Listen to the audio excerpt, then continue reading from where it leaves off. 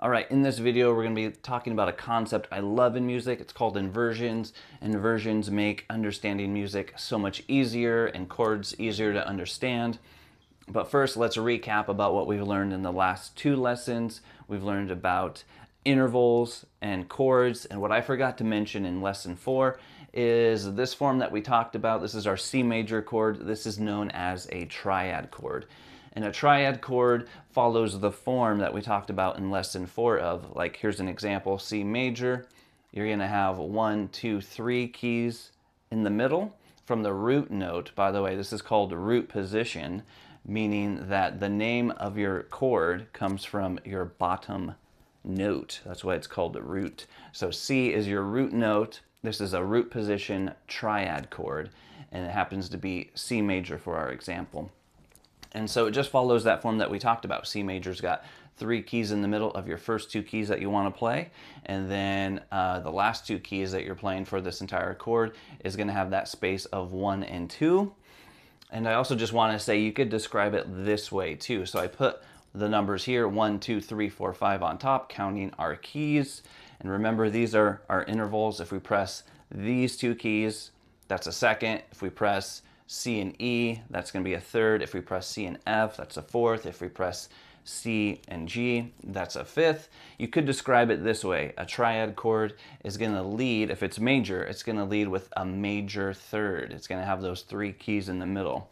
And then it's going to end with your last 2 keys being played. It's going to be a minor third. The minor thirds only have 2 keys in the middle. Major thirds have the 3 keys. So that is your triad chord. Now chords, for our example, this C major, it doesn't need to be played. It's not like a word. It's not like cat. If you think of cat, you always have to spell C-A-T, but it doesn't have to be that. Well, for English, it has to be that way, but it doesn't have to be this way for music. We can scramble this chord, C, E, and G. Notice I put it over here. We got E, G, and C. All we did was take C on the bottom here, and we put C on the top. This is what's known as first inversions. Again, as long as you have C, E, and G as your chord, and you're going to play it over here, but you're going to play it as E, G, and C, as long as you have C, E, and G, you're going to have a C major chord. And again, we could do this one more time.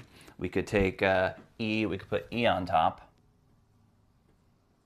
We cross out this E, and then now you got G, C, and E. This is going to be known as second inversion, because second inversion C major chord, because we still have our 3 notes that make up C major. And then lastly, if we go G and we cross out this one, we're going to end up with back to our root position.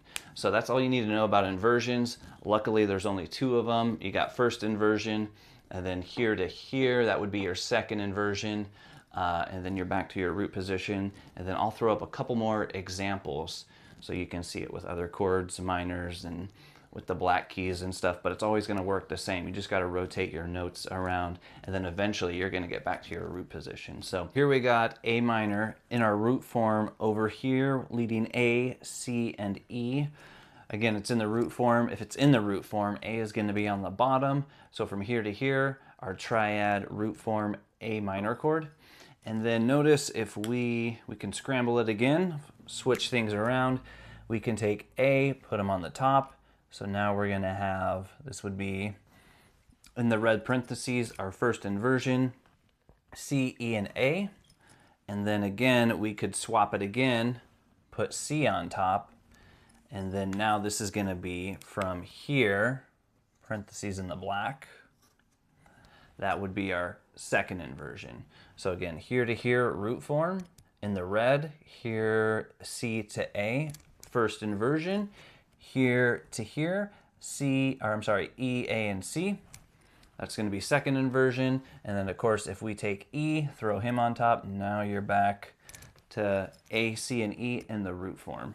So hopefully that made sense. And let's do F sharp minor. This is going to be consisting of F sharp, A, and C. F sharp minor leading the triad root position, followed closely with A, and C sharp.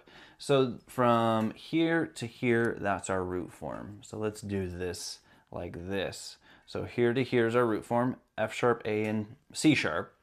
Now we're gonna put F sharp and we're gonna put him over here. So I'm gonna erase this. So now if you just look from A to C sharp, F sharp, that order is gonna be your first inversion. Don't worry about that yet. So first inversion's here, A, C sharp, and F sharp. And then if we wanna get to second inversion, we're gonna move A, and we're gonna put A on top.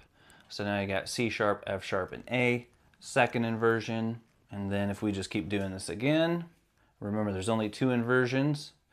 Now you're back to where you started over here, F sharp, A, and then C sharp. Now you're back to your root position because the F sharp minor only consists of these 3 notes. And as long as you have these 3 notes, you have F sharp minor. These are just the different forms. You can think of it as water. Water is always the same. It could be a solid, liquid, or gas. It's the same with chords. So if you found this video helpful, be sure to give a like and a subscribe, and I will see you in the next one, and have a great day.